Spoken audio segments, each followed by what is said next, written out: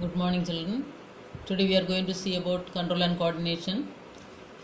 Movements are one of the important characteristics of living organisms. Movements are one of the important characteristics of living organisms. All plants and animals perform different kinds of movements. So plants and animals perform different kinds of movements. The changes in the environment to which the organism respond and react are called stimuli. The changes in the environment to which the organisms respond and react are called stimuli.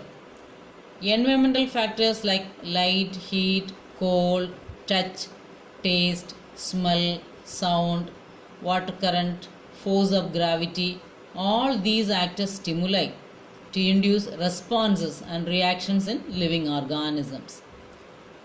Different organisms respond and react to stimuli differently. Most of the plants do not have nervous system and they therefore do not possess any special structures for receiving the external stimuli. And plants mostly they are fixed to the substratum or soil by roots or root-like structures. Still they respond to external stimuli because they have plant hormones. These plant hormones coordinate their behavior by affecting the growth of plants. Next is about coordination. For proper response to stimulus, many organs in the body should work together. So working together of various organs in an organism to produce proper response to stimulus is called coordination. For proper response to stimulus, many organs in the body should work together. Working together of various organs in an organism to produce a proper response to a stimulus is called coordination. Very, very important definition. In animals, control and coordination is done by nervous system and endocrine system. One more question. In animals, control and coordination is done by nervous system and endocrine system. In plants, control and coordination is done by chemical substance. I told you, plant hormones, otherwise called phytohormones. In plants, control and coordination is done by chemical substances called plant hormones or otherwise called phytohormones. Next we are going to see about coordination in animals. In animals, control and coordination is done by nervous system and endocrine system. Nervous system consists of brain, spinal cord and nerves.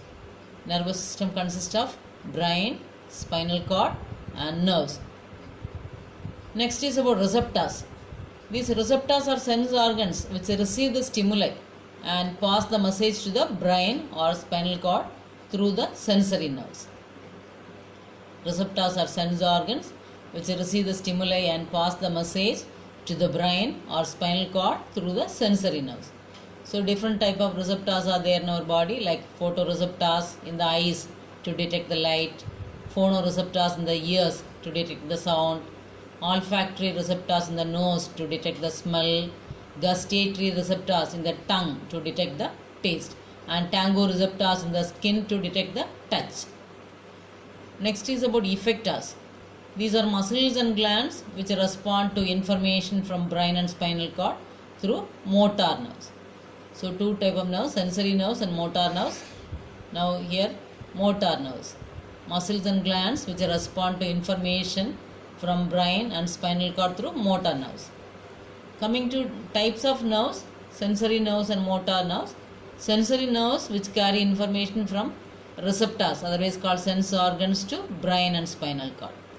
Sensory nerves which carry information from receptors to brain and spinal cord. Whereas motor nerves which carry information from brain and spinal cord to effectors like muscles, glands. So motor nerves which carry information from brain and spinal cord to effectors like muscles and glands.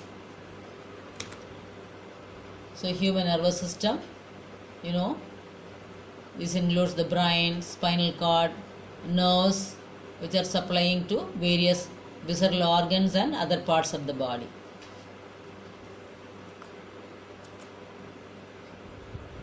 So you can see in the picture clearly the brain, which includes cerebrum, cerebellum, then spinal cord, then the nerves which are supplying to various body parts. Human nervous system. This consists of central nervous system and peripheral nervous system. Human nervous system consists of central nervous system and peripheral nervous system. Central nervous system, it consists of brain and spinal cord. Central nervous system includes brain and spinal cord. Peripheral nervous system, it consists of cranial nerves which are arising from the brain and spinal nerves which are arising from the spinal cord. So cranial nerves which are arising from brain and the spinal nerves which are arising from the spinal cord. Central nervous system, it consists of brain and spinal cord. Peripheral nervous system consists of cranial nerves which are arising from brain and spinal nerves which are arising from the spinal cord. You can see in the picture clearly brain and spinal cord. These are parts of central nervous system. Peripheral nervous system. This includes cranial nerves, spinal nerves, etc. Next is about the nerve cell or neuron. This is the structural and functional unit of nervous system. It has cell body called cyton, which contains the nucleus and cytoplasm. It has several branch structures called dendrites, and it also has long nerve fiber called axon, which is covered by protective covering called myelin sheath. If myelin sheath is present around the axon, it is called myelinated nerve fiber. If myelin sheath is not present, it is called non-myelinated nerve fiber. The junction between two neurons is called synapse. Synapse is the junction between two neurons or nerve cells. Messages pass through the nerve cells in the form of chemical and electrical signals called nerve impulses, and the dendrites receive the information and starts a chemical reaction which produces electrical impulse which passes through the axon. Messages pass through the nerve cells in the form of chemical and electrical signals called nerve impulses. These chemicals are the acetylcholines which are found in the synaptic knob, and it is stored in the synaptic vesicle. The diagram is given in the textbook. You can refer the diagram, how the impulse conduction, during impulse conduction, how the chemical substance acetylcholine is released in the synapse, which helps in carrying impulse from one part of the nerve cell to next part, that is axon of one cell to nerve cell to dendrite of next nerve cell. The dendrites receives the information, starts a chemical reaction which produces electrical impulse which passes through the axon. So you can see in the diagram.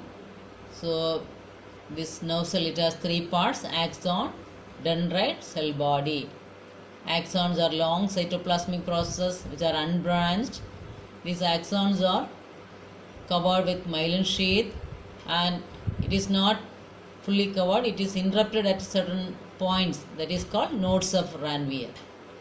Axon is having myelin sheath, it is not a continuous covering, it is interrupted at certain places that you can see in the diagram, nodes of Ranvier.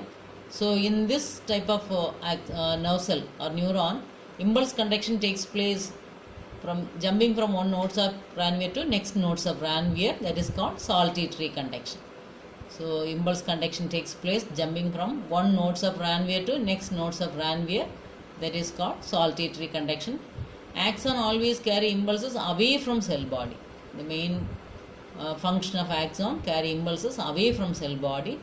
Dendrites, short cytoplasmic processes which are branched, and they carry impulses towards cell body. Axon carry impulses away from cell body. Dendrites carry impulses towards cell body. Cell body has nucleus and cytoplasm. Again, structure of typical neuron: axon, dendrite, cell body, nodes of Ranvier, myelin sheath, the protective covering, and in that axon, special type of cells are there called Schwann cell also. You can see in this picture the junction, the synapse. It is the axon of one nerve cell, and dendrite of next cell forms a junction that is called synapse. Synaptic terminals are there. In that synaptic terminals only you can see the synaptic vesicles in which the chemical substance is stored. The chemical substance is acetylcholine. This acetylcholine only helps in transmitting these impulses from one nerve cell to next nerve cell. So axon, dendrite, cell body and synapse, very important things you have to remember.